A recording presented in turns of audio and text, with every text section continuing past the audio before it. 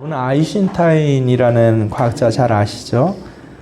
근데 이 아인슈타인 같은 천재가 사실은 어렸을 적에 학습 지진아였다라고 합니다. 그래서 학교 공부를 제대로 따라가지 못했대요. 그러니까 부모가 그를 교육을 시키려고요. 집을 여러 번 이사를 다녀야 할 정도로 그렇게 부진아였다라고 합니다. 근데 아인슈타인이 그렇게 공부를 못한 아이였는데 어떻게 그렇게 위대한 세계적인 과학자가 됐나라고 많은 사람들이 궁금해했습니다. 근데 그 자신이 고백하기도 하고 책에 나오기도 했는데요. 이 어린 이 꼬마 아이가 딱 하나 다른 애하고 다른 점이 있었대요.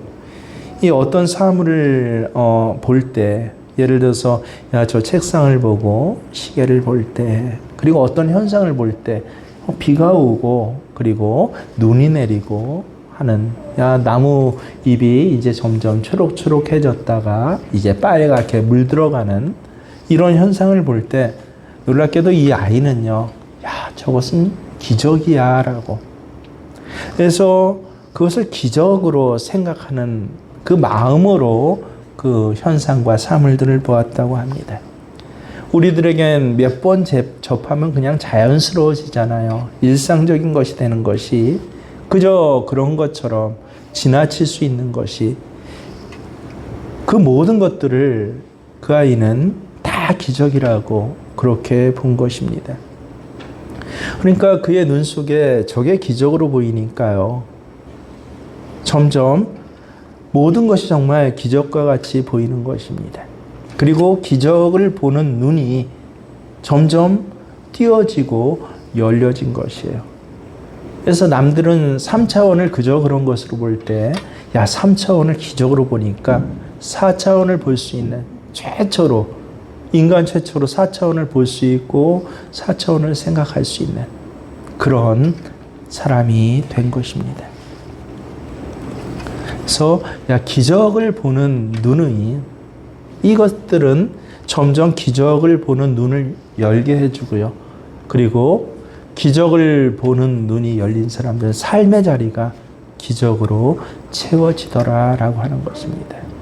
저도 지난 3일 전이죠. 금요일날 굉장히 특별한 경험을 했습니다. 이제 식사를 하면서 늘상 뉴스를 보는데요. 이제 점심을 차려놓고 이제 뉴스를 딱 틀고 이렇게 한 숟갈 먹으려고 하는데 거기 충격적인 사건이 보도가 되고 있었습니다.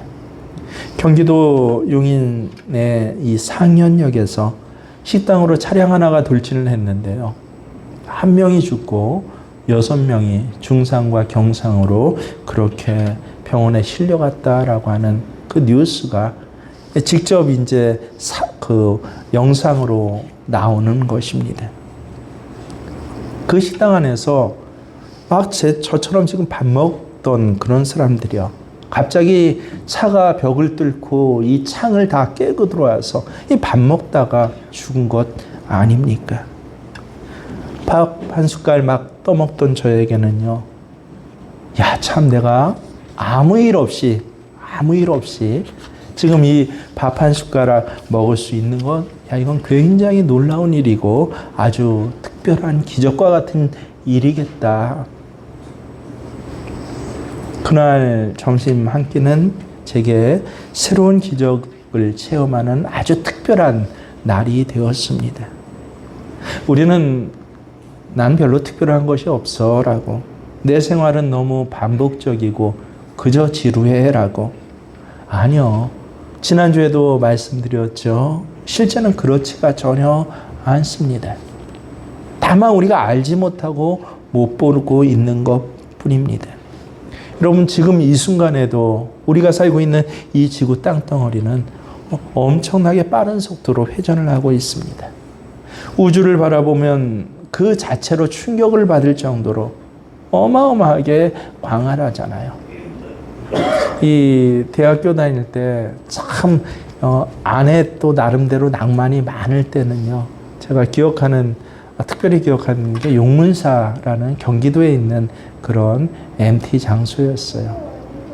그 당시에만 해도 이제 서울에서 별을 잘 볼 수 없었는데 특별히 거기가 왜 그런지 모르겠어요. 다른 데보다 밤에 나와서 한 100m만 숙소 앞에 나와서 그렇게 나무에 앉아서 하늘을 보면요.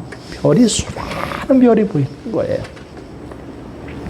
아마 처음 그렇게 별을 많이 본 게 대학교 한 3학년 때쯤 안팎으로 알고 있는데 하늘에 저렇게 별이 많았구나라고 그러면서 하나하나 쉬기를 시작했어요. 제가 평생 1, 2, 3, 4, 5 쉬는 중에서 가장 많은 숫자를 쉬어봤습니다. 가장 많은 숫자를 차례차례 그렇게 쉬어봤는데 그런데 이 과학 어떤 프로그램을 보면 저 별, 내 눈에 보이는 저 별이 그저 한 개의 은하에 불과하고 이런 은하가 이 지구가 있는 이런 은하가 수십 개, 수백 개 저 우주에는 더 멀리 펼쳐져 있다라고 하는 것입니다. 어마어마하게 광활하잖아요. 우주 속에 또 우주잖아요. 진짜 우리가 알고 있는 숫자, 여러분 숫자 몇 가지 아십니까? 요새는 조라는 말이 하도 TV에서 상시적으로 나오고, 경, 이런 말이 상시적으로 나오는데요. 제가 알고 있는 숫자는, 최고 숫자는 이제 해 단위예요. 해 뒤에도 분명히 있을 것이지만, 우리가 알고 있는 이 숫자 단위를 하나하나 다 세워도 이 우주에 있는 행성들은 도무지 셀 수가 없을 정도로 그렇게 광활한 것입니다. 그런데 여러분 우주 속에 있는 이 어마어마한 숫자의 행성들 모두가 황폐하기 짝이 없는 행성이라는 것이에요. 너무 뜨겁고 너무 춥고 공기도 없고 물도 없고 생명이 살아갈 만한 환경을 가진 행성이 없습니다. 그 많은 행성들이 다 살 수가 없는 행성들이에요. 오직 지구만. 정말 알면 알수록 믿어지지 않을 정도죠. 오직 지구만이 사람이 살 수 있는 환경이 마련되어 있습니다. 그러니까 우리가 이 우주에서 이 지구에 지금 살고 있는 삶 자체가 정말 특별하고 놀라운 기적 속에서 살고 있는 것이에요. 이렇게 일상의 기적을 바라보는 눈을 그렇게 하나하나 열어가면요. 그런 태도는요. 삶을 엄청나게 바꿉니다. 항상 일상 속에서 기적을 마주 보게 되면 이 기적의 일들을 실제로 보고 거기에 참여하고 함께 할 수 있습니다. 우리 예수님은 기적 그 자체 아니십니까? 날마다 이 기적이신 예수님을 보면요. 그 예수님과 우리 그 한가운데 일어나는 모든 일들은 사실은 아주 특별한 기적적인 일들입니다. 오늘 예수님, 기적이신 예수님을 바라보는 내게 허락하신 이 하루의 일상들은요, 놀라운 기적의 시간들인 것입니다. 특별히 여러분, 복음이 얼마나 놀라운지 아십니까? 기적이에요, 복음은요. 오늘 말씀을 중점으로 보면 복음은 죄를 이기는 기적입니다. 예수님을 믿게 되면요, 지옥에 갈 죄인이라도 다 천국에 간다라고 하십니다. 이거 기적 아닙니까? 어떤 죄를 지었다 해도 다 용서를 받습니다. 어떤 죄를 지어도 의롭다, 거룩하다 인정을 받습니다. 이래서 알면 알수록 복음은 놀라운 기적의 사건인 것입니다. 그것을 우리가 여러분 구원받았기 때문에 지금 누리는 것이 아닙니까? 그것뿐이 아니에요. 이 하나님의 기적과 같은 은혜는요, 그저 우리가 지은 죄가 용서받고 씻어지는 것에 그치는 은혜가 아닙니다. 다시는 거기에 더하여 죄를 짓지 않게 만들어주신 은혜다라고 합니다. 이건 제대로 알면 얼마나 놀라운지 몰라요. 내가 지은 죄가 씻음 받는 것도 놀라운데, 말도 안 되는 일인데, 그런데 내가 죄 짓지 않고 살 수 있도록 만들어주시는 기적이 십자가 안에서 우리에게 주어지신 것이에요. 그래서 우리는 이것을 누리고 살아가야 하는 것입니다. 우리가 매일매일 일상생활에서 정말 넘어졌던 그런 시간들이 있잖아요. 혈기에도 넘어지고 정욕에도 넘어지고 욕심에도 무너졌어요. 게으름 때문에도 떨어지고 세상에 한눈 팔고 나 스스로에 대해서도 스스로 좌절할 정도의 의지가 약해도 어떻게 그렇게 약한지 나 때문에도 무너지고 또 죄에 대해서는 턱없이 어리석어서 죄 짓고요. 이렇게 살던 우리잖아요. 내 모습을 알잖아요. 근데 예수 믿고 났더니 육신에 끌려 살지 않게 되고 하나님의 말씀대로 사는 거룩한 삶을 살아갈 수 있도록 그렇게 실제 살아간다라고 하는 것, 이런 기적이 성경에 약속되어 있습니다. 오늘 읽은 요한 1서 2장 1절 말씀을 다시 한번 자세히 보세요. 나의 자녀들아, 내가 이것을 너희에게 쓰면, 왜 이 말씀을 우리에게 쓰고 왜 이 말씀을 우리에게 주신다고요? 너희로 죄를 범하지 않게 하려 함이라. 성경에 정말 분명하게 기록되어 있어요. 죄를 짓지 않도록. 누가? 내가 죄를 짓지 않도록 하나님께서 이 말씀을 우리에게 주셨다는 것입니다. 그래서 이것은 정말 기적이에요. 예전에 이 요한 1서를 가지고 한 학기 내내 이제 강의 시간에 들어서 강의도 하고 이제 설교 실천 그 과목에서, 그리고 여기에 대해 설교도 준비하고 또 이 들은 설교에 대해서 또 준비한 내용에 대해서 간증하는 그런 아주 특별한 시간이 학기 중에 있었어요. 근데 한 그 전도사님의, 제 동기 전도사님의 간증이 수업 이제 한 학기 마치고 13주차 이제 되었을 때 간증이 얼마나 제 마음에 깊은 은혜를 남겼는지 모릅니다. 이 자기는 예수 참 오래 믿은 사람이었대요. 전도사까지 됐고 아예 집안이 목회자 집안에서 예수 믿는 그런 집안에서 오늘 이 자리까지 왔는데, 내가 늘상 생각한 게 뭐냐면 사람이 죄를 짓지 않고는 살 수 없지라는 그런 생각을 늘상 해왔대요.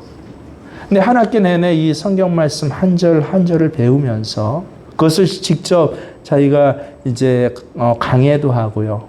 이 원문 성경 강해도 하고 또 설교도 준비하고, 그리고 이 말씀대로 살아보는 그 시간을 한 학기를 살면서 너무너무 자기는 은혜를 받았다, 특별했다라는 것이에요. 그저 감정적인 은혜를 받은 게 아니라, 야, 사람이 죄를 짓지 않고도 살게 하시는 분이 바로 우리 주님이시구나라고 하는 것을 처음으로 깨달았대요. 야, 이건 내게 너무 놀라운 일입니다. 그 당시에 한 30대 중반, 아니요, 40대까지는 안 되고 30대 후반 정도 되는 그런 동기분이었는데요. 너무 내게 놀라운 일입니다. 사람이 죄를 짓지 않고도 살게 해주신 분이 우리 주님이시다. 이걸 내가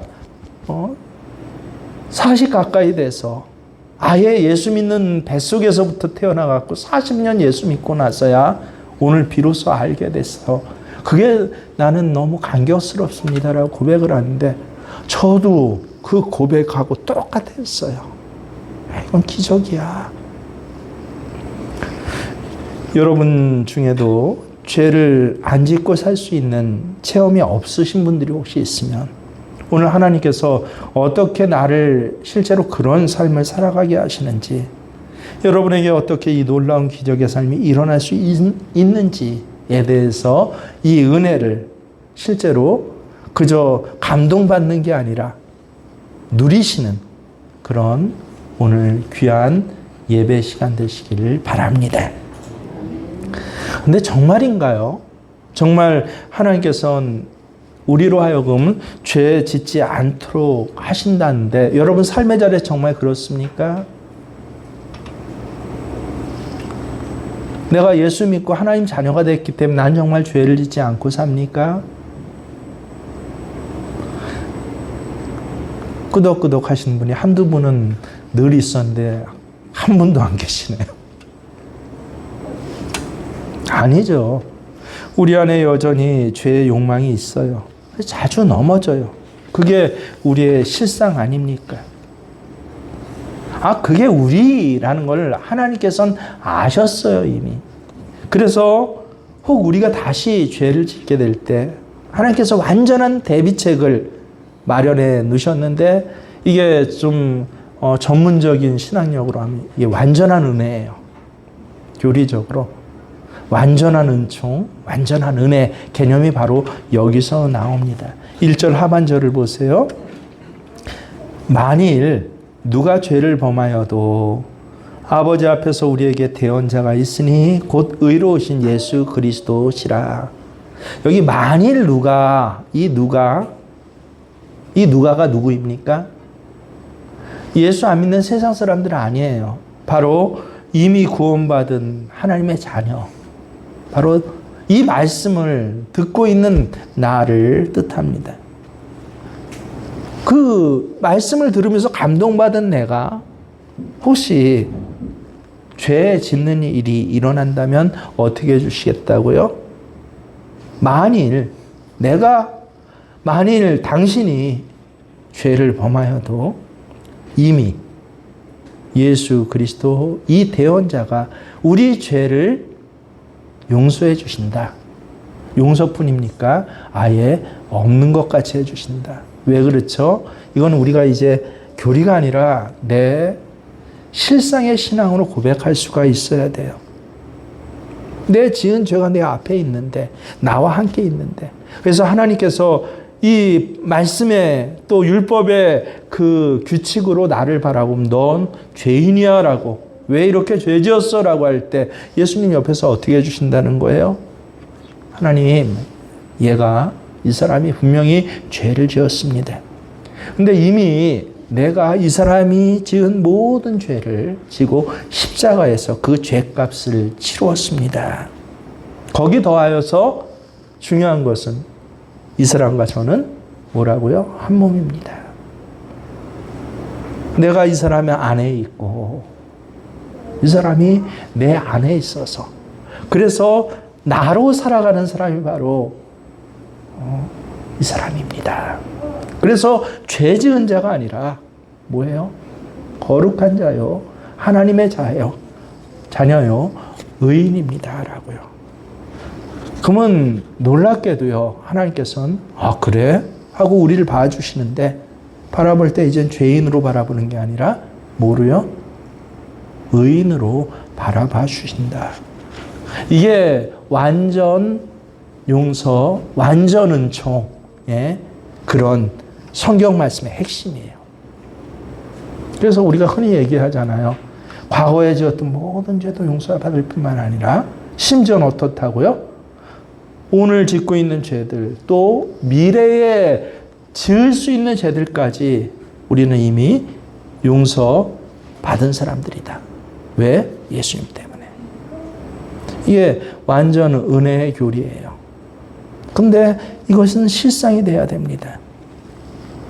하나님께서 우리가 지은 죄뿐만 아니라 또 지을 가능성이 있는 죄, 혹은 지금 짓고 있는 죄조차 완전히 용서해 주셨다. 이게 놀라운 기적과 같은 복음. 이 복음을 우리에게 주신 이유는요, 많은 사람들이 헷갈리고 타락했어요. 이걸 교리화시켜서 만들면 이제 이른바 구원파가 됩니다. 구원파가 이렇게 얘기했어요. 야, 구원받은 게 제일 중요해.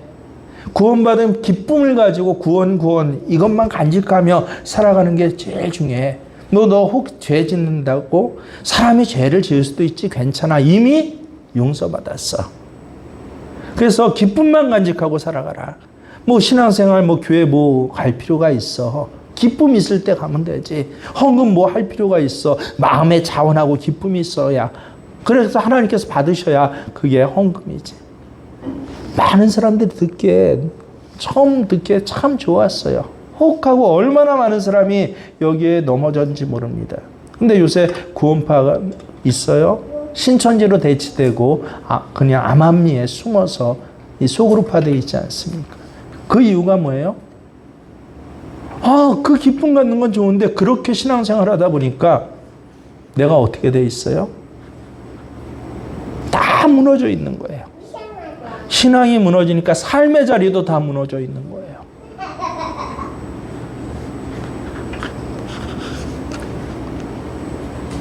여러분, 하나님께서 우리를 완전히 용서한 것은 죄 지어도 괜찮아, 죄 지으라고 용서하신 것입니까? 죄 지어도 안심해도 돼. 너 죄 좀 지었어도 하나님 구원을 뺏지 않아. 지옥 가지 않아. 이렇게 안심하라고 우리에게 이렇게 완전한 기적과 같은 용서의 은혜를 우리에게 허락하신 것입니까? 이 서커스 고개 중에 전 뭐 다른 서커스는 별로 안 좋아하는데 제가 꼭 뭐 동물 묘기나 뭐 카드 마술이나 뭐 칼 던지기 안 좋아하는데 공중근해 타기는 나오면 그거 끝날 때까지는 이렇게 눈앞에 스치는 장면을 보고 있습니다. 근데 공중근해 타기 할 때 그 밑에 항상 뭐가 펼쳐져 있어요? 공중 밑에 그물이 펼쳐져 있지 않습니까? 그 그네를 건너뛰는 정말 떨어지면 죽잖아요. 얼마나 무시무시한, 그러면서 얼마나 긴장되는 그런 이 서커스입니까?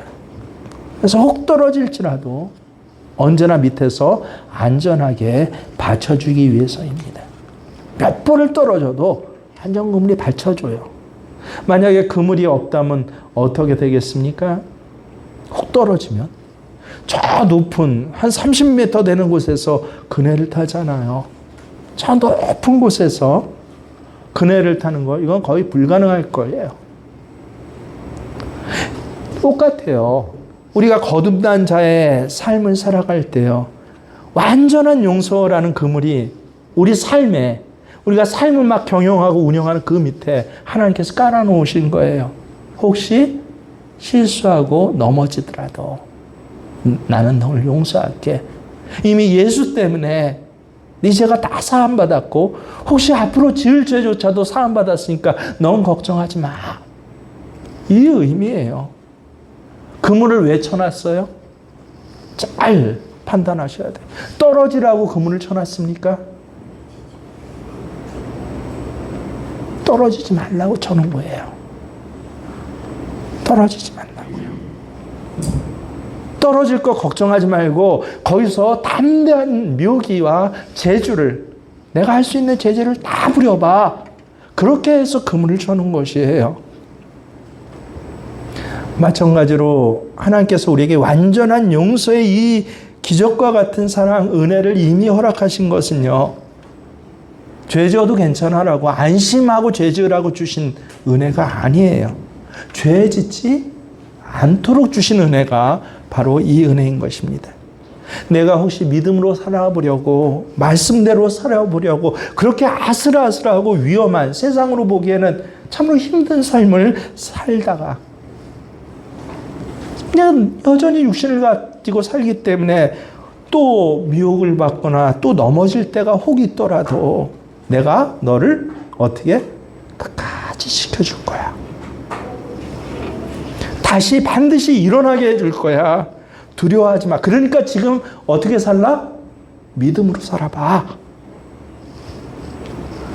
실제로 여러분, 믿음으로 살아보려고 하면 처음에는 얼마나 두려운지를 몰라요.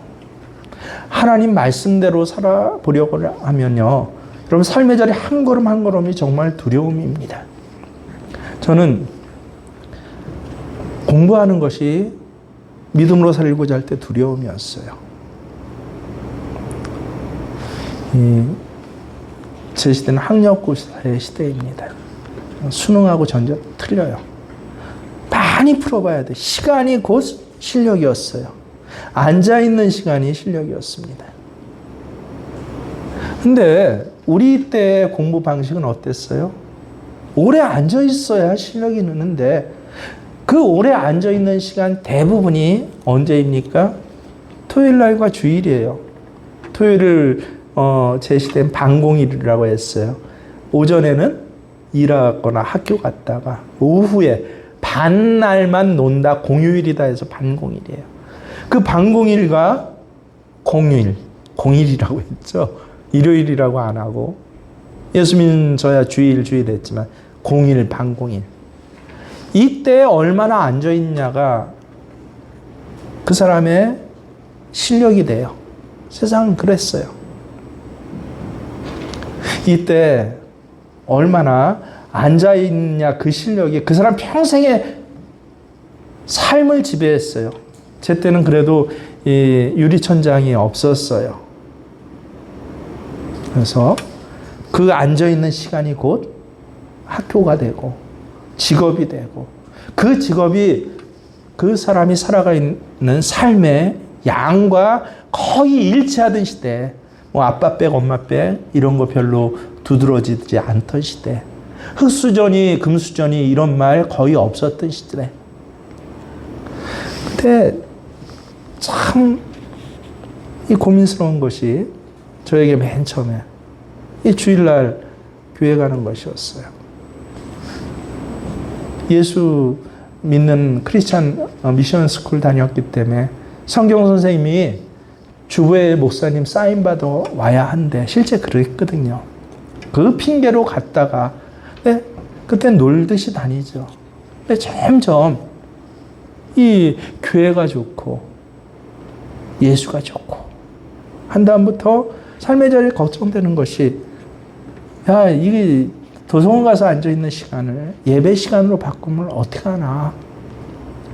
남들처럼 그냥 사인만 받고 오면 좋은데 더 가고 싶어요. 이제는 그저 사인 받고 오는 것에 끝나지 않고 이 본당에 엎드려서 기도하고 싶어요. 정말 그 시간이 너무 좋았어요. 방학 때는 밤을 새서 새벽 기도까지 기도를 해요. 뭐 조그맣게 어렵게 기도할 게 많은지. 근데 예수 믿지 않는 가정의 아비에게 보여진 성적표요. 이거 참 어떻게 할까? 두려워요. 정말 내가 그래도 되나?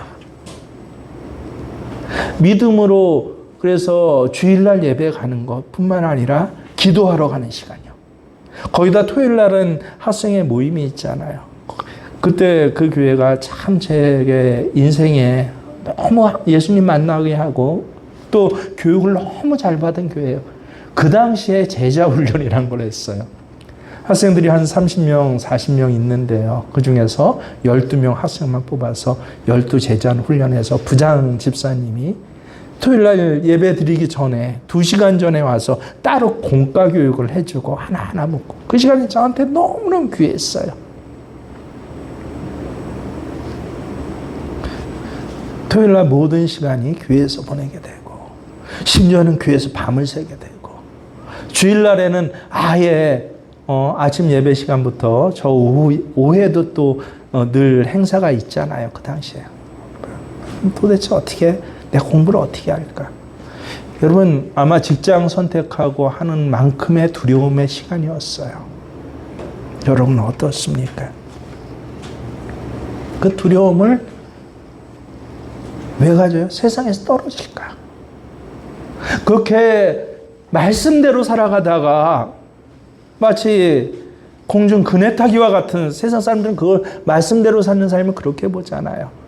그렇게 살아가다가 혹시 세상에서 떨어지면 어떡할까? 오늘은 안 그러셨습니까?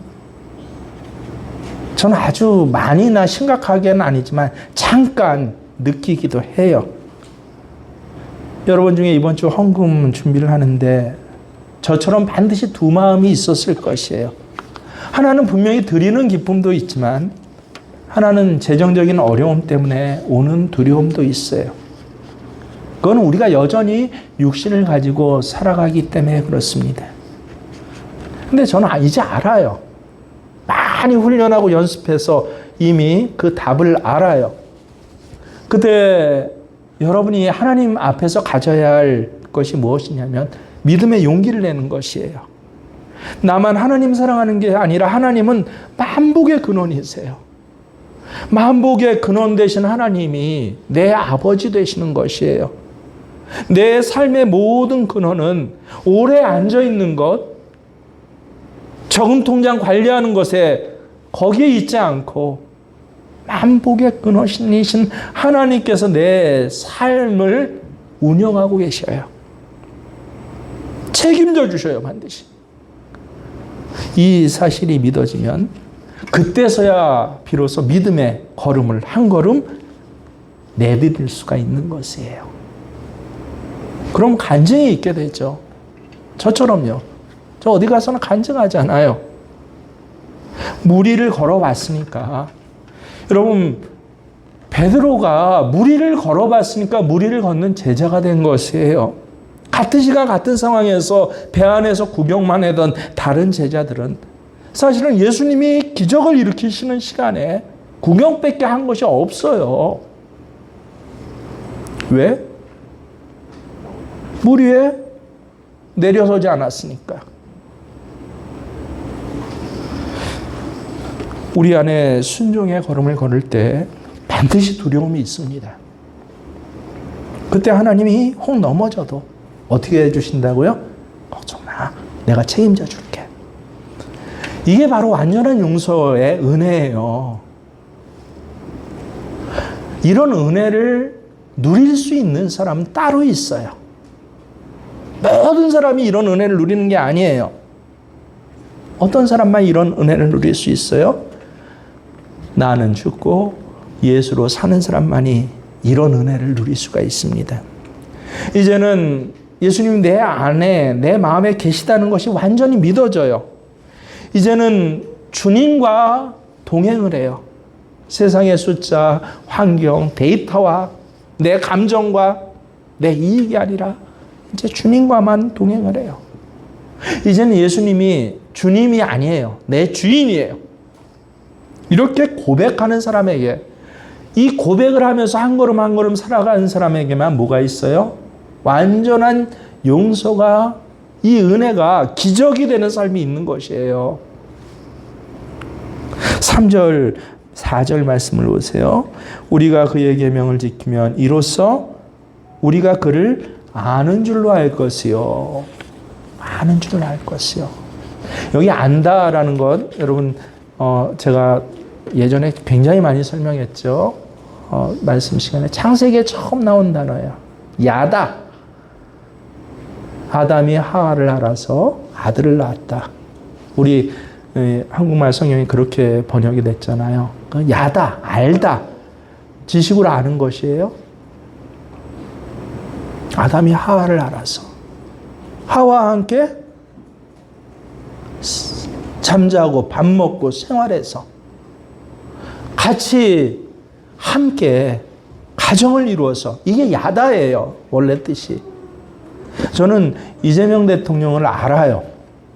여러분 깜짝 놀라셨죠? 근데 이재명 대통령한테 가서 누군가, 저희 화천에 있는 정순철 목사가 대통령님을 안 되는데 그분을 어떻게 아세요? 물어보면 분명히 이렇게 대답할 거예요. 난 그런 사람 모르는데? 나는 알아요. 같이 안다고 하지만 이건 전혀 다른 차원의 문제예요. 지식의 문제가 아니에요. 안다는 건 결국은 한 단어를 오늘 꼭 기억하세요. 뭐예요? 사귄다는 거예요. 아담이 하와를 사귀었다. 사귀는 건 과정이에요. 2 더하기 2는 사랑. 이 지식은 한순간에 사진 한 컷으로 내 머리에 들어오지만요. 안다라는 것은 한 컷이 아니에요. 한순간이 아니에요. 과정이에요. 과정, 이 사귐이 없는 관계는 진정으로 아는 것이 아니에요. 이렇게 예수를 아는 사람, 이 사람의 삶의 내용을 보면요, 완전한 용서의 은혜를 지금 받고 살고 있어요. 예수님이 정말 마음에 임하셔서 살아있는 교제를 해요. 기도를 해도 예수님과 대화를 해요. 매일 주세요 주세요가 아니라 삶은 의논해요. 예수님께 조언을 들어요. 예수님과 동행하는데 분명히 이건 두려움이고 이 세상에서는 뭐였다고요? 불안하지만 정말 떨어지지 않을까 이러다 내 성적이 떨어지지 않을까, 내 사업차가 떨어지지 않을까, 내 직장이 떨어지지 않을까. 이 불안함이 아는 과정 속에서 뭐가 돼요? 그 다음부터는 복이 되는 것이에요. 용서하고 또 세워주신 은혜를 또 받아요. 그리고 간절하게 하나님의 말씀을 지키고자 하는 마음의 소원이 점점 일어나고 굳건해져요. 근데 그러고도 또 넘어지는 경우가 있습니다. 근데 그러면요, 이 완전한 용서의 은혜를 받은 사람, 이 기적을 누린 사람은요, 놀랍게도 그때도 또 용서하시고 완전하게 다시 일으키시는 이 과정이 내 삶에 점점 반복되는 게 아니라 점점 쌓여져 올라가는 거예요. 이게 바로 사귐이에요. 오늘 요한 사도는 이렇게 하나님의 말씀을 지키는 것, 이 사귐을 어떤 사람은 그냥 처음 감동만 받고 그게 예수 믿는 것처럼, 별거 아닌 것처럼, 야, 세상에 죄어 짓지 않고 사는 사람이 어디 있어? 뭐 신앙생활 꼭 그런 식으로 해? 이런 식의 말만 할 때 이 사귀면서 때로는 넘어지고 쓰러져도 다시 일어나고 이 용서의 은혜를 받을 뿐만 아니라 더하여서 기적과 같은 삶을 누리는 사람, 그 차이가 어디인 줄 아십니까? 딱 하나예요. 오늘 말씀 기가 막힌 말씀입니다. 바로 하나님에 대한 사랑이 있느냐 없느냐예요. 5절 말씀 보세요. 누구든지 그의 말씀을 지키는 자는 뭐라고 그래요? 하나님의 사랑이 참으로 그 속에서 온전하게 되었나니.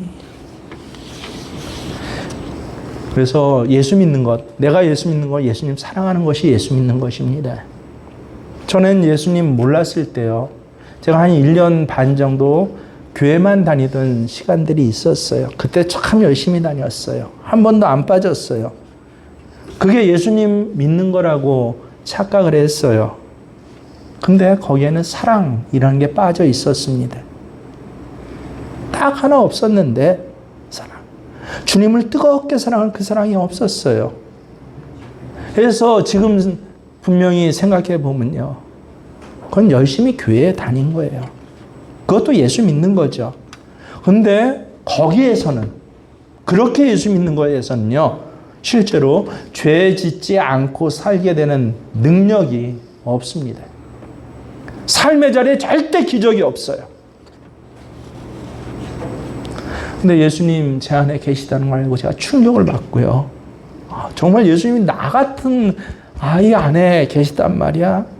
온통 관심이 예수님 앞에 초점져지면 그때부터 주님을 알아가기 시작해요.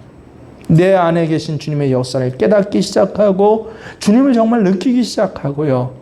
그 다음부터는 주님을 바라보기 시작하고, 그러면서 일어나는 변화가 뭔지 아세요? 그 다음부터 사랑이에요.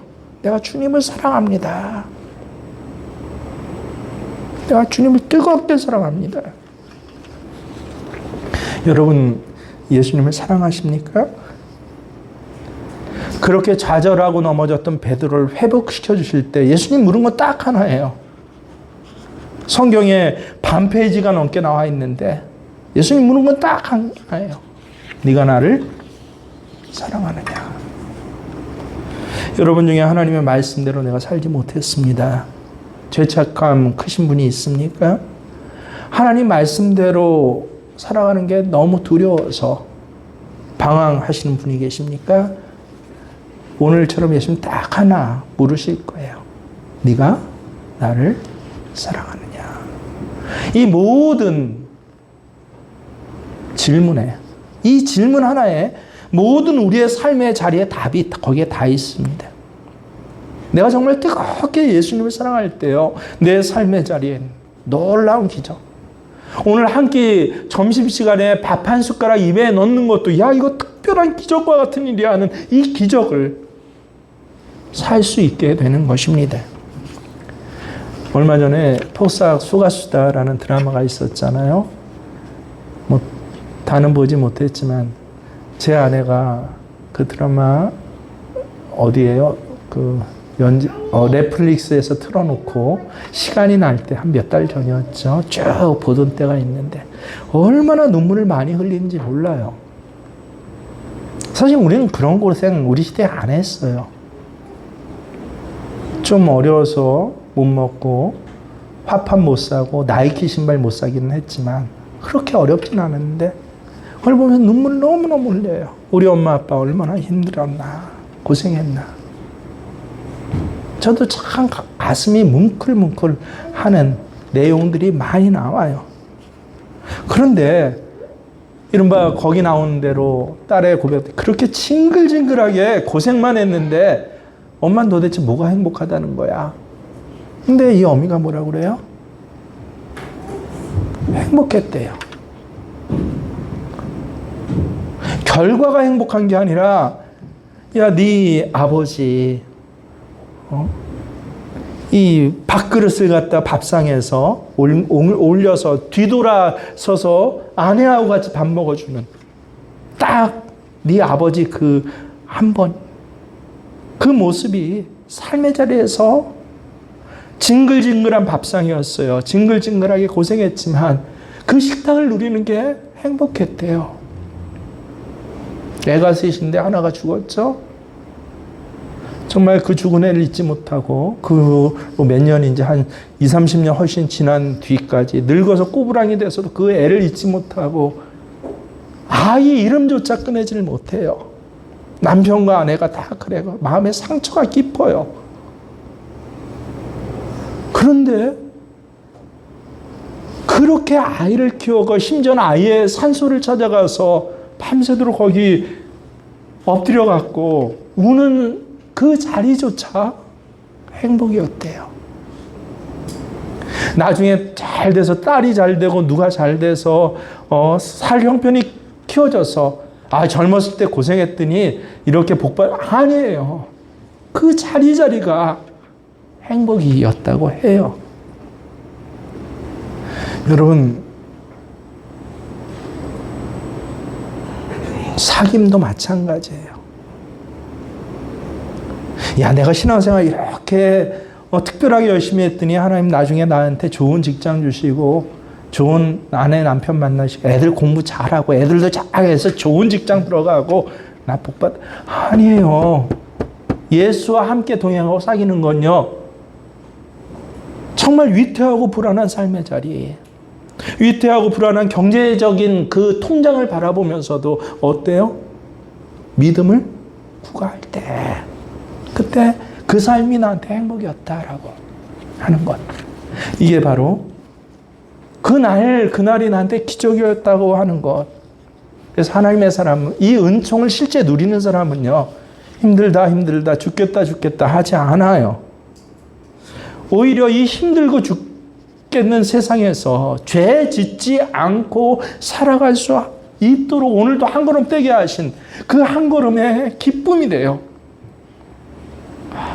그 한 걸음을 내가 떼고 주님과 함께 동행했던 이 시간이 지금 함께 걸어가고 있는 이 시간이 참으로 찬양이 되는 것이에요. 예수 얼마나 믿었냐 보다 정말 중요하고 더 중요한 것은 예수님과 얼마나 친밀하게 동행하셨습니까? 입니다. 자신이 혹 없으신 분들이 있습니까? 이 시간부터 다시 시작해야 합니다. 우리가 받은 이 완전한 은혜, 이 기적 같은 은혜는 내가 주님을 사랑합니다. 이 고백으로부터 시작되는 것이에요. 주님을 사랑할 수 있는 것. 오라라고 예수님 말할 때 물 위로 한 발 뛰어든 게 아니에요. 베드로는요. 자기 전 몸을, 전 육신을, 전 생애를 그 풍랑이는 파도 바닷속에 빠뜨린 거예요. 공중에서 한 발 내딛는 것입니까? 거기서는요, 자기 온 몸을 내딛는 거예요. 여러분, 분명히 두려울 것이에요. 때로는 스스로가 넘어질 수도 있어요. 하지만 그때마다 아니, 주님은 나를 완전히 용서해 주셨어. 그래서 내가 과거에 지은 죄뿐만 아니라 혹시 육신 때문에 앞으로 짓게 될 죄조차도 다 용서해 주셨어. 그러니 나는 뭐를 하면 돼요? 믿음으로 한 걸음 나가면 돼.